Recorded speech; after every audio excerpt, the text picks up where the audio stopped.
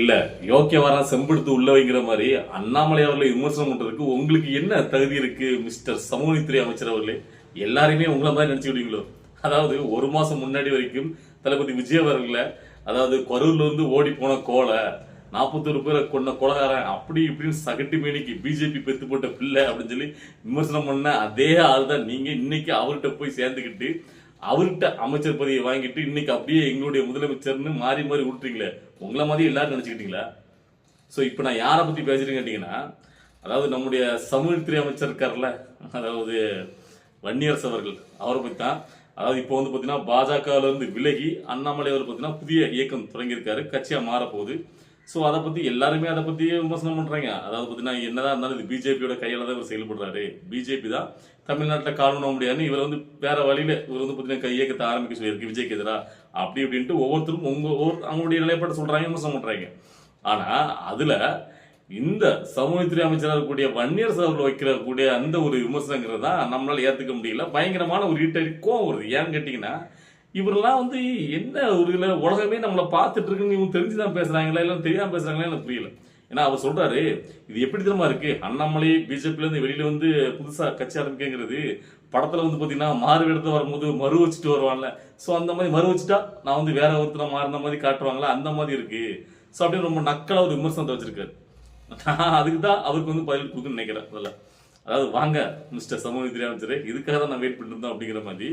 அதாவது உங்களுக்குலாம் தெரியும், ஒரு மாதம் முன்னாடி, அதாவது கரெக்டாக எலெக்ஷன் ரிசல்ட் வர்றதுக்கு முன்னாடி வரைக்கும் என்னென்ன மாதிரி விமர்சனம் வச்சாங்க இவரும் அவருடைய தலைவர் திருமாவளவன் அவரும். பார்த்தீங்கன்னா விஜய் அவர்களை ரொம்ப தரம் தாழ்ந்து விமர்சனம். அதெல்லாம் வன்னியரசு அவர்லாம் பார்த்தீங்கன்னா இப்போ அமைச்சராக இருக்கக்கூடியவர்லாம் பார்த்தீங்கன்னா அவ்வளோ ரொம்ப அளவுக்கு மீறி, அதாவது கரூர்ல வந்து ஓடி போன கோலை, அதாவது பார்த்தீங்கன்னா கல்ல கிருத்துவர் விஜய் வந்து பார்த்தீங்கன்னா இங்கே, அதாவது சர்ச்சுக்கும் போயிட்டாராம் கோயிலுக்கும் போயிட்டாராம், அதனால அவர் வந்து பார்த்தீங்கன்னா ஓட்டுக்காக நாடகம் ஆடுறாரு, கல்ல கிறித்துவர் விஜய் அப்படின்னு சொன்னவர் இருந்தார்.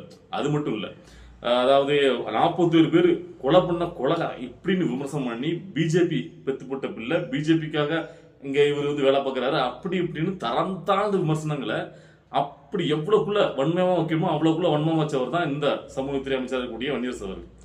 ஸோ இப்போ அவங்க ஜெயிச்சிட்டாங்க, அதாவது முதலமைச்சர் விஜய் அவர் வந்துட்டாரு அப்படின்னு உடனே பதவி வேணும்ல. அதாவது இவங்கெல்லாம் பார்த்தீங்கன்னா பதவிக்காக என்ன வேணா பண்ணுவாங்க அப்படி இருக்காண்டி கொள்கை கோட்பாடு எதுவுமே இல்லாமல் இவ்வளோ நாட்களாக திமுக தான் மதசார்பற்ற சமூக நீதி கட்சி அப்படின்னு பெருமை பீத்தினவங்க திமுக தூக்கி போட்டு அவர் ஜெயிச்சிட்டாரு அப்படின்னு. அதாவது அவர் ஜெயிக்க முன்னாடி அவர் கூப்பிட்டாரு ஆட்சிலையும் அதிகாரத்திலையும் நாங்கள் பங்கு தரோம் வாங்க அப்படின்ட்டு, அப்பெல்லாம் போகலை நம்மள. இப்போ ஜெயிச்சிட்டாருன்னு உடனே போய் ஒட்டிக்கிட்டு, அதுலேயும் பார்த்தீங்கன்னா அவங்களுடைய தலைவருக்கு துணைத் தலைவர் முதலமைச்சர் பதவி வேணும், அவர் முதலமைச்சராக தலைவருக்கு துணை முதலமைச்சர் பதவி கொடுன்னு இவர் கேட்டவர். ஸோ கடைசியில் இவருக்கு ஒரு அமைச்சர் பதவி வேணும்னா அப்படியே சிரிச்சுக்கிட்டே போய் அதை வாங்கிட்டாங்க, கொஞ்சம் கூட வெக்கமே இல்லாமல். ஸோ இப்படி நீங்கள் போறீங்கன்னா அதே மாதிரி எல்லாரும் நினச்சிக்கிட்டீங்களா? அதாவது ஒரு ஒரு அதாவது நம்ம வந்து பார்த்தீங்கன்னா ஜெயிக்க முன்னாடி ஒரு பேச்சு, ஜெயிச்சதுக்கு அப்புறம் ஒரு பேச்சு, அதாவது நரம்பு இல்லாத நாக்குனா என்ன வேணா பேசலாம் அப்படின்ட்டு அதன்படியே செயல்படக்கூடிய மிஸ்டர் சமூகத்துறை அமைச்சர் வன்னியரசு அவர்கள் அவரை மாதிரியே மற்றவங்க நினைச்சிட்டாங்க. அதனால தான் அண்ணாமலை அவர்கள் பார்த்தீங்கன்னா பிஜேபியில இருந்து வெளியே வந்துட்டாருன்னு உடனே வந்து நீங்க மறு வச்சுட்டு இது வந்து படத்தில் நடிக்கிற இது மாதிரி இருக்கு, ஸோ அப்படி நக்கலை விமர்சனம் பண்றது என்ன நக்கல்னு கேட்கிறேன். அவர் வந்து பார்த்தீங்கன்னா உண்மையிலேயே ஆமா, இது இவ்வளவு நாட்களாக பாஜக இங்க தமிழ்நாட்டில் வேலை பார்த்தவர், அவர் அங்கிருந்து வெளியில போறாருன்னா முறைப்படி அவர் வந்து பாத்தீங்கன்னா நான் வெளியில போறேன்னு சொல்லி டிசம்பர் மாசமே அவரும் சொல்லிட்டாரு. அவர் வந்து இந்த அரசியல் ரிசல்ட்டுக்கு அப்புறம் வெளியில போகல, டிசம்பர் மாசமே நான் வந்து கட்சியில இருந்து வெளியே போறேன்னு சொல்லி அது எல்லாருக்கும் தெரியும். அதாவது அவர் ஈடுபாடு இல்லாம தான் அங்க வேலை பார்த்துட்டு இருக்காருன்னு எல்லா மக்களுக்கும் தெரியும். எடப்பாடி பழனிசாமியோட முரண்பாடு, பாஜக வந்து எடப்பாடி பழனிசாமி முன்னுரிமை கொடுத்து அண்ணாமலைவருக்கு முன்னுரிமை கொடுக்கல, அவர் போட்டுட்டு வாய்ப்பு கொடுக்கல, மாநில தலைவர் வந்து எடுத்தாங்க. ஸோ அது எல்லாருக்குமே தெரிஞ்ச விஷயம், அவருக்கு அங்க உடன்பாடு கிடையாது அப்படின்னு சொல்லிட்டு தான் அவங்க சொன்ன ஒரு இதுக்காக தலைமையில இருந்து இவ்வளவு பெரிய பெரிய தலைவர்லாம் நமக்கு சொல்றாங்க, அதுக்காக அந்த எலெக்ஷன் முடிவு வரைக்கும் அங்கே வேலை பார்த்துட்டு வெளியில வர்றாரு. அதான் முறைப்படி அவங்ககிட்ட போய் கேட்டு, அதாவது உங்களுடைய தலைவர் திருமாவளவன் அவர்கள் இவ்வளவு நாள் திமுக கூட்டணியில் தானே இருந்தாங்க, திமுக கூட்டணியிலிருந்து தேவாக்கு போகும்போது போய் சொல்லிட்டு தானே வந்தார். அவரே சொன்னார்ல, நான் முறைப்படி அண்ணன் ஸ்டாலின் அவர்களே பார்த்து நாங்க வந்து ஆதரவு கொடுக்க சொல்றதுக்காண்டி போயிட்டு அவங்ககிட்ட கேட்டு அதுக்கப்புறம் வந்து தமிழ் வச்சு சேர்ந்தார். ஸோ அப்ப அதே மாதிரி தானே இவர் வந்து பாஜக இவ்வளவு நாட்களா பாஜக வந்து வேலை பார்த்துருக்காரு. ஸோ பாஜக தான் அண்ணாமலை அவர்கள் இங்க தமிழ்நாட்டில் விடுது. ஸோ அவருக்கு களம் தெரியுது, அண்ணாமலை அவருக்கு தமிழ்நாட்டில் உள்ள களம் என்ன, இங்க பாஜக என்ன பண்ணிட்டு இருக்கு, மக்கள் மனசுல பாஜக எப்படி பாக்குறாங்க அப்படிங்கிற எல்லா ஒரு உயிர் ஓட்டம் உணர்வு ஓட்டம் எல்லாமே அவருக்கு தெரிஞ்சிருக்கு. அந்த பல்ஸ் தெரிஞ்சவர் தான் அண்ணாமலை. இத்தனை நாட்கள் அண்ணாமலை அவர்கள் தமிழ்நாடு வந்த பிறகு பாஜகவே மேல எழுந்துச்சு. பாஜக ஒரு கட்சி, இவ்வளவு பெரிய கட்சி இருக்கிறது இளைஞருக்கு அப்புறம் தெரிய ஆரம்பிச்சு. அந்த அளவுக்கு பாஜக தமிழ்நாட்டை வளர்த்து ஒரு அண்ணாமலை அவர்கள். சோ அதனால அவர் களம் தெரிஞ்சனால இனிமேல் இது சரிபடாது அவர் சொல்றாரு, முரண்பாடுகளை சொல்றாரு, மேலிடம் கேட்கல, எங்களுடைய கொள்கை சித்தம் தான் நான் செயல்படுத்தும் அப்படி உறுதியளிக்கும் போது அப்புறம் வெளியில வந்து நான் வந்து புதிய இயக்கத்தை ஆரம்பிக்கன்னு வராரு. இதுல என்ன வந்து பாத்தீங்கன்னா உங்க நக்கல். அப்போ நீங்க உங்க திமுக இருந்து வெளியில வந்தீங்கல்ல, வெளில வந்து இப்ப தேவக்கள் சேர்ந்தீங்கல்ல, அப்பவும் அதே மாதிரி மறு வச்சுட்டு வந்த மாதிரி நாங்க சொல்லலாமா? இல்ல உங்களுக்கு ஒரு நியாயம் மற்றவங்களுக்கு ஒரு நியாயமா? இதெல்லாம் பேசுறதுக்கு தகுதி இருக்கா? அதான் நான் கேட்கிறேன். அது எப்படி கொஞ்சம் கூட கொச்சாச்சு இல்லாம பொதுவெளியில வந்து பாத்தீங்கன்னா அப்படி டைலாக்லாம் அர்த்தங்களை விமர்சிக்கிறீங்க, அதுக்கு முன்னாடி தம்முடைய முதுகெல்லாம் பார்க்க மாட்டீங்கன்னு.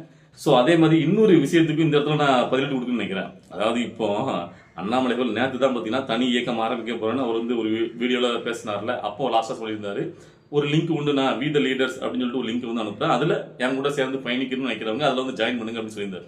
அவர் சொல்லி பாத்தீங்கன்னா இப்போ இன்னைக்கு ஒரு நாள் ஆக போதா. ஸோ இந்த டைம்ல பாத்தீங்கன்னா இது வரைக்கும் 13 லட்சத்தை தாண்டி போயிட்டு இருக்கு. ஓகேவா? ஸோ அவரு அது வந்து ஒரு பெரிய ஒரு சாதனை தான். அவர் சொல்லி கொஞ்ச நேரத்திலே பாத்தீங்கன்னா 13 லட்சம் பேர் அவர் அந்த இயக்கத்துல ஜாயின் பண்றாங்கிறது சாதாரணப்பட்ட விஷயமே கிடையாது. ஏன்னு கேட்டீங்கன்னா அவர் வந்து பாத்தீங்கன்னா பெரிய ஒரு திரை பிரபலமோ, அவர் வந்து பாத்தீங்கன்னா வேற எந்த ஒரு அடையாளம் பேக்ரவுண்ட் எதுவுமே கிடையாது.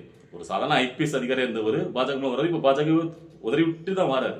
ஸோ அப்படிப்பட்ட ஒரு மக்களுக்கு அவர் ஏன் பிடிச்சிருன்னு கேட்டீங்கன்னா அவருடைய உண்மைத்தன்மை, அவருடைய ஒரு ரியாலிட்டி, அதாவது அவர் வந்து ஒரு ஜெம் நாலேஜ் பெர்சன். ஸோ அவர் வந்து எது பேசுறாரோ அதை வந்து அழுத்தம் திருத்தமா ஒரு ஆதாரப்பூர்வமா பேசக்கூடியவர், சும்மா ஏனதொன்னு பேசக்கூடிய கிடையாது.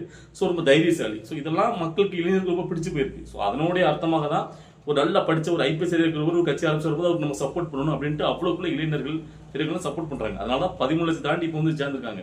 சரியா?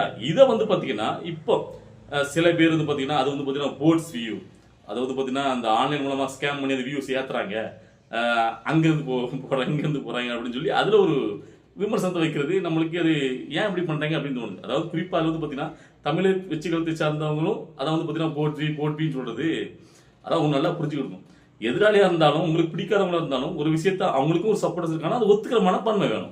இப்போ விஜய் அவர்கள் முதலா வந்து பாத்தீங்கன்னா இந்த இதுல ஜாயின் பண்ண சொல்லி டிவிக்குல ஒரு அறிவிப்பு வெளியிட்டார்ல, அப்ப எல்லாருமே அதில் போய் சேர்ந்தாங்கல்ல. ஸோ அது வந்து இதோட பல மடங்கு அதிகமாக தானே போச்சு. அதை வந்து யாருமே பார்த்தீங்கன்னா அது வந்து போட்டி அப்படி சொல்லல, அது ரியலா ஒத்துக்கிட்டோம்ல. இப்போ நான் கூட அப்போ வந்து பாத்தீங்கன்னா அதெல்லாம் உண்மை தானே.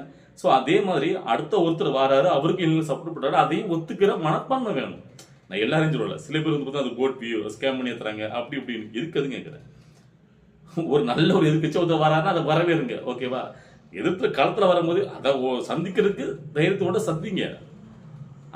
சந்தோஷம், வாழ்த்துக்கள். ஏன்னா இப்ப நான் கூட வந்து பாத்தீங்கன்னா அண்ணாமலை சப்போர்ட் பண்ணும்போது நம்மளுடைய கமெண்ட்ஸ் நிறைய நண்பர்கள் பாத்தீங்கன்னா வாழ்த்துக்கள் நான் அப்படின்னு சொன்னாங்க. உண்மையிலே அதுதான், ஒவ்வொருத்தருக்கும் ஒவ்வொருத்தருடைய ஐடியாலஜி, ஒவ்வொருத்தருடைய கொள்கைகள், ஒவ்வொருத்தருடைய பேசுறது ஏதாவது ஒண்ணு ஒருத்தருக்கு பிடிச்சிருக்கும். அதுக்காக அவங்களை நம்ம வெறுக்கணுங்கிற அவசியமே கிடையாது. ஸோ அதனால அண்ணாமலை அவர்கள் 13 லட்சம் சேர்ந்துருக்காங்கன்னா ஆமா அவங்களுக்கு பிடிச்சவங்க இருக்காங்க, அதை ஒத்துக்கிடுங்கிற, அதை வந்து ஒத்துக்கிற மனப்பான்மை இருங்க. அதை வந்து ஸ்கேம் அப்படி போய் சொல்றது வந்து பாத்தீங்கன்னா சும்மா நீங்க வந்து உங்க மனசே வந்து பாத்தீங்கன்னா நீங்க ஆத்ம திருப்தி பண்ணிக்கலாம். ஆனா உண்மையா பாத்தீங்கன்னா இங்க வந்து பாத்தீங்கன்னா படிச்சவங்களுக்கும் மரியாதை கொடுக்கணும், ஒரு படிச்ச ஒரு நல்ல வேலை பார்க்க ஒருத்தர் ஆசிரியர்கள் வந்து அவருக்கு நம்ம சப்போர்ட் பண்ணணும் எண்ணத்தோட இருக்கிற இளைஞர்களும் இருக்காங்க. ஓகேவா? அதை புரிஞ்சுக்கிடுங்க. சும்மா வந்து பாத்தீங்கன்னா போட் பின்னு எதுக்குன்னு கேட்கிறேன். ஸோ ஏன்னா இது வந்து அப்படி சொல்லும் போது அவருக்கு சப்போர்ட் பண்றாங்கல்ல, அவங்களுக்கு பாத்தீங்கன்னா அது வந்து பாத்தீங்கன்னா ஒரு மாதிரி அவங்களை டேமேஜ் பண்ற மாதிரி, ஒரு உதாசீனப்படுத்துற மாதிரி இருக்கு. ஸோ எனக்கு தெரிஞ்சே எவ்வளவு பேர் என்னுடைய நண்பர்கள் சரௌண்டிங்ல பாத்தீங்கன்னா எவ்வளவு பேர் அவங்க சப்போர்ட் பண்ணிருக்காங்கன்னு தெரியும். இவங்க எல்லாம் பாத்தீங்கன்னா இந்த தேர்தலில் டிவிக்கு ஓட்டு போட்டவங்க தான் எனக்கு தெரிஞ்சு. ஸோ அப்போ ஏதோ ஒரு இடத்துல வந்து பாத்தீங்கன்னா டிவிக்கு மேல அவங்களுக்கு வந்து பாத்தீங்கன்னா ஒரு மாற்று கருத்து வந்திருக்கு இவ்வளவு நாட்கள்ல, அதாவது ஒரே மாசம் தான். அதுலயே பாத்தீங்கன்னா சில உடன்பாடு இல்லைங்கிறதா புரிஞ்சுக்கணும். எப்பவுமே மக்கள் அப்படிதான். அதாவது ஏன் அந்த அந்த அவங்களுக்கு மாற்று கருத்து வருதுன்னு கேட்டீங்கன்னா, விஜய் அவர்கள் தேர்தல் சந்திக்கும் போது அவர் வந்து இதே காங்கிரஸ் உடைய விசிகோடைய கூட்டணி வைக்கல.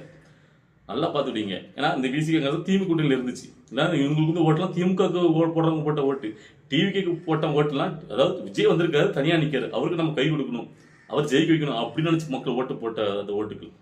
ஸோ அப்படி இருக்கும்போது இப்போ வந்து பார்த்தீங்கன்னா காங்கிரஸுக்கு தூக்கி அள்ளி கொடுத்து காங்கிரஸுக்கு 2 அமைச்சரை பதவி, ராஜ்யசபை சீட்டு கொடுத்து அவங்களுக்கு தூக்கி முன்னேறி கொடுக்குறது, பிசிகைக்கு வந்து கூட்டு அமைச்சரை பதவி கொடுக்குறது. ஸோ இப்படி எல்லாமே அவங்களுடைய அர்த்தத்திலே கட்சி வந்து மாறுபடும் போது எல்லாருக்கும் பார்த்தீங்கன்னா ஒரு மாற்றம் வரும். ஏன்னா எல்லா தரப்பு மக்களும் ஓட்டு போட்டு தான் விஜய் முதலமைச்சராக இருக்காரு. குறிப்பிட்ட மக்கள் திமுக, இப்படி திமுகவுடைய வன்னியரசுக்கு வந்து அமைச்சர் பதவி கொடுக்குன்னா திமுக ஓட்டு போட்டுருப்பாங்களே, திமுக காலகாலமா பண்ணல. ஸோ அதை வந்து புரிஞ்சுக்கணும். ஸோ இப்போ கூட பார்த்தீங்கன்னா சிடிஆர் நிர்மல்குமார் அவர் பார்த்தீங்கன்னா ஒரு விஷயத்தை முன்னெடுத்து இருக்காரு. அதுவே பார்த்தீங்கன்னா அது வந்து அப்படி பேசக்கூடாது. என்ன கேட்டீங்கன்னா அந்த மதுரையில திருப்பரங்குன்றத்துல அந்த தீபத்தூண்ல வந்து பாத்தீங்கன்னா தீபேச்சலான அந்த பிரச்சனை, இந்து சமய மக்களும் இஸ்லாமிய சமய மக்களும் பிரச்சனையா இருக்கு. அந்த இடத்துல வந்து பாத்தீங்கன்னா உயர் நீதிமன்றமே தீபத்தூண்ல தீபம் ஏத்தலாம், அது கார்த்திகை தீபத்து அன்னைக்கு மட்டும் தான் ஏத்த போறாங்க, ஏத்திட்டு போட்டோம் அப்படின்னு சொல்லி விட்டாங்க. அதனால வேற ஒரு பிரச்சனை கிடையாது. இஸ்லாமிய சகோதரர்கள் அவங்களுடைய முறைப்படி அவங்க வந்து தர்கால வந்து பாத்தீங்கன்னா அவங்க வழிபட போறாங்க, இந்து மக்கள் அது கீழே இருக்கிற அந்த முருகங்களை வழிபட போறாங்க. அதாவது கார்த்திகை தீபத்துக்கு மட்டும் அந்த தீபத்தூண் ஒண்ணு இருக்கு, அது தீபத்துன்னு சொல்லி உயர் நீதிமன்றம் அன்னைக்கு ஒரு நாள் தானே எல்லாரும் பாதுகாப்பா போயிட்டு ஏத்திட்டு வந்துருங்கன்னு சொல்லிட்டாங்க. அது எல்லாரும் மோன்னு சொல்லல, குறிப்பிட்ட பேர் அவங்க கூட போகலாம்னு சொல்லிட்டாங்க. இதுல என்ன பிரச்சனை? இதுல வம்படியா ஒரு பிரச்சனை ஏற்படுத்தி அதுல இப்போ நிர்மல் குமார் சொல்றாரு, இதுக்கு நீங்க என்ன சொல்றீங்க கேட்கும்போது, இல்ல அது 2 வருடத்துக்கு முன்னாடி என்ன ஒரு நிலைப்பாடு இருந்துச்சோ அதே நிலைப்பாடு தான் தொடரும் அப்படின்ட்டு. அப்போ உயர்நீதிமன்றம் கொடுத்த தீர்ப்பை நீங்க வந்து மறுக்கிறீங்களா இல்லையா? திமுக அதே மாதிரி தான் நினைச்சு அதே மாதிரி தான் நீங்களும் செயல்படுறீங்க. அப்ப திமுகவுக்கு உங்களுக்கு என்ன வித்தியாசம் இருக்கு? மத சார்பா சமயம் எல்லா மக்களையும் சமமா தான் பார்க்கணும். இப்போ அங்க திருப்பரங்குன்ற தீபத்தூண்ல தீபம் ஏத்துறதுனால இஸ்லாமிய சபைகளுக்கு ஏதாவது பிரச்சனை இருக்கா? அவங்களுடைய தர்காக்கு அவங்க வழிபடக்கூடாதுன்னு ஏதாவது பிரச்சனை இருக்கு? ஒண்ணுமே கிடையாது. அவங்க டெய்லி கார்த்திகை தீபத்தன்னைக்கு தீபம் அங்க ஏத்தணும் கேட்டாங்க, அது தீபத்தூணா இருக்கு, தீபம் ஏத்தணும் கேட்டாங்க, அதை அனுமதிச்சு போறாங்க. அவங்க தர்காக்கள் அதேபடி முறைப்படி அவங்க வழிபட்டு போறாங்க. அவங்கவுங்க வழிபடுத்தலங்க, அவங்கவுங்க முறைப்பட வழிபட்டும். இதுல என்ன பிரச்சனை? காலங்காலமா அவங்க எல்லாம் சண்டை இல்லாம தான் இருந்தாங்க. இப்ப என்ன புதுசா வந்து இது பண்றீங்க? அதாவது நீங்க ஒண்ணு கேள்வி கேட்கலாம், காலங்காலமாக தீபத்தூண்ல தீபம் ஏத்தல, இப்ப மட்டும் என்ன புதுசு? அது முன்னாடி ஏத்திருக்காங்க, இடையில ஏத்தாம இருந்துச்சு, இப்ப இவங்க கேட்கறாங்க. அது கார்த்திகை தீபத்துல ஒரு தீபம் தானே, அது ஏத்துறதுல என்ன பிரச்சனை வந்துட போகுது? அதனால இந்த ரெண்டு சமுதாய மக்களுடைய பிரச்சனை இது கிடையாது. 2 சமுதாய மக்களும் ஒன்னாவா தான் நினைக்கிறாங்க. இவ்வளவு அரசியல் கட்சிகள் அதை வச்சு ஒரு அரசியல் லாபியம் பண்றீங்க. சோ அப்புறம் இப்போ வந்திருக்க திமுக தான் அதை அப்படி படிச்சுன்னா இப்போ வந்திருக்க தமிழ் கட்சிகளும் அதே மேற்கொண்டது எப்படி சரியாகும்? சோ இந்த மாதிரி பாத்தீங்கன்னா ஒரு முரண்பட்ட கருத்துனாலதான் மக்கள் மனசுல பாத்தீங்கன்னா அப்போ ஒரு மாற்றம் வருது. எப்ப நம்ம வந்து அது நம்ம தப்பா போட்டோமோ ஓட்டு அப்படிங்கிற மாதிரி சிந்தனை அவங்களுக்கு வருது. சரியா? அதுக்காக பாத்தீங்கன்னா இன்னும் 5 வருஷம் இருக்கு, இன்னும் என்னென்ன பண்ண போறாங்க பார்த்துட்டு மக்கள் முடிவு பண்ணாங்க. எடுத்த கொத்தலாம் எதுவும் முடிவு பண்ண மாட்டாங்க. சோ அதனால அண்ணாமலை அவர்களுக்கு இவ்வளவுக்குள்ள மக்கள் ஆதரவு கொடுத்துருக்காங்க, அதை ஒத்துக்கிடணும். அதை விட்டு போல்பி அது வந்து பாத்தீங்கன்னா ஸ்கேம் பண்றாங்க அப்படி இப்படிங்கிறதுலாம் என்னது சொல்ல. சரி, ஓகே. இதை பார்க்கும்போது மக்கள் உங்களுக்கு என்ன தோணுது, நீங்க என்ன நினைக்கிறீங்க அப்படிங்கிறத இந்த வீடியோ பார்க்கும்போது உங்களுடைய கருத்துக்களை நீ கமெண்ட்ல பதிவு பண்ணு நினைச்சீங்கன்னா தாராளமா பதிவு பண்ணுங்க. நம்ம அடுத்தது அரசியல் நிகழ்வை பார்த்து நம்மளுடைய வீடியோ வரும். வெயிட் பண்ணுங்க. பாய்.